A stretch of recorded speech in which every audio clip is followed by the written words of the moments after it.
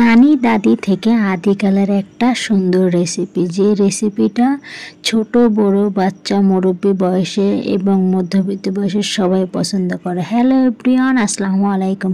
চলে আসলাম নতুন একটা ভিডিও নিয়ে আপনাদের মাঝখানে। আমার চ্যানেলে কিন্তু নতুন হলে অবশ্যই সাবস্ক্রাইব করে সুন্দর সুন্দর রান্না পেতে অবশ্যই পাশে থাকবেন, আর লাইক কমেন্ট করতে কিন্তু একদম ভুলবেন না। তো এই রেসিপিটা যারা আপনারা কাঁচকলা খেতে চান না, বিশেষ করে বাচ্চাদের জন্য কিন্তু অনেক উপকারী। কাঁচকলাতে প্রচুর পরিমাণে আয়রন থাকে, যেটা বাচ্চাদের শরীরে, বিশেষ করে মুরব্বীদের শরীরে, সবার শরীরে প্রয়োজন, কিন্তু বাচ্চাদের শরীরের জন্য বেশি প্রয়োজন, মুরব্বীর শরীরের জন্য বেশি প্রয়োজন। কিন্তু এই কাঁচকলা কিন্তু খেতেই চায় না, তরকারি রান্না করলে কেউ খেতে চায় না, ভর্তা করলে কেউ খেতে চায় না।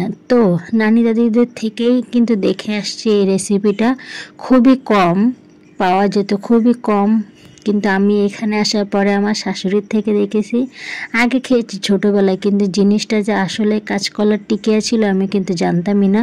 এখানে এসে শাশুড়ির থেকে শিখে অসম্ভব একটা মজা। আমার বাচ্চারাও কিন্তু চেটে পুটে খায়, এবং বাসায় ছোট বড় সবাই আপনি সস দিয়ে টিকিয়া হিসেবে খেতে পারবেন এবং গরম গরম ভাতের সাথেও খেতে পারবেন। তা চলেন রেসিপিটা আজকে আপনাদের সাথে শেয়ার করি। এইরকম রেসিপি যদি ছোটরা বাচ্চারাও খায়, তাহলে বাচ্চাদের শরীরেও পুরোপুরি আয়রন পাইতেছে এবং বড়দের শরীরে। তো প্রথমে কিন্তু আমি কাঁচকলাটা ভালো মতন ধুয়ে নিয়ে তারপর কেটে নিলাম, কারণ কাঁচকলাতে কিন্তু অনেক পরিমাণ কষ থাকে, আয়রন থাকে, যেটা আপনার হাতে লেগে কালো হয়ে যেতে পারে। বিশেষ করে কিন্তু আঙুলের গোড়াগুলো কালো হয়ে যায় না ধুয়ে নিলে। যদি ওইভাবে আপনি কাটেন তাহলে কিন্তু আঙুলের গোড়াগুলো অনেকগুলো কালো হয়ে যাবে।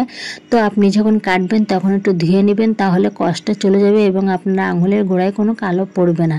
তো এখানে কিন্তু দেখছেন, প্রথমে আমি কিন্তু কেটে নেওয়ার পরে কুকারে সিদ্ধ দিয়ে দিয়েছিলাম। দেওয়ার পরে কিন্তু পুরোপুর একদম ভালো মতন হলুদ লবণ দিয়ে সিদ্ধ করে নিছি। পুরোপুর সিদ্ধ করার পরে ম্যাশ করার পরে কিন্তু এখানে আমি পেঁয়াজ কুচিয়ে, আদা রসুন বাটা এবং ধনিয়া পাতা, ধনিয়া গুঁড়া, জিরা মরিচ, গুঁড়া মরিচ, কাঁচা মরিচ সব কিন্তু অল্প অল্প আমি আমার পরিমাণ স্বাদ মতন দিয়ে নিছি এবং লবণও দিয়েছি। আর এখানে কিন্তু আমি দিতেছি বেসন 2 চামচ, যার যেমন পরিমাণ মতন লাগবে মাখিয়ে নেবেন। সাথে একটা ডিম ফেটে দিবেন। ডিমটা ফেটে দিলে কিন্তু কাঁচা কলা যে ফ্লেভার সেটা কিন্তু থাকে না। আপনি কিসের টিকিয়া খাচ্ছেন বুঝতেই পারবেন না, কাঁচা কলা নাকি মাংসের টিকিয়া।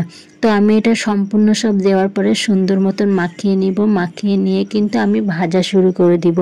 এইভাবে কিন্তু আমার বাসায় ছোট বড় সবাই অনেক পছন্দ করে, যেহেতু কাঁচা কলা সবার জন্য উপকারী। অনেকেই তরকারি খেতে চায় না, তরকারি অনেকে মজা লাগে না।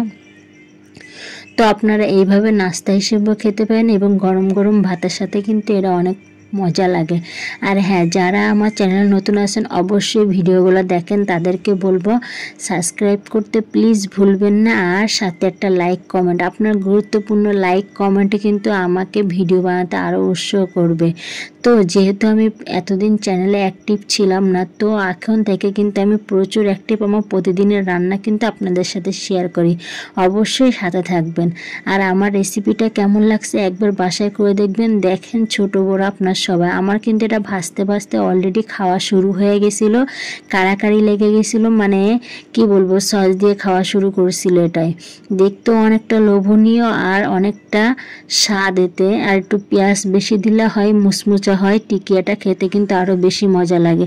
দেখেন এখানে কিন্তু অলরেডি খাওয়া আমার শুরু হয়ে গেছে, আমি কিন্তু এখন রান্নাঘর থেকে বেরোয়নি। আল্লাহ হাফেজ, ভালো থাকবেন সবাই।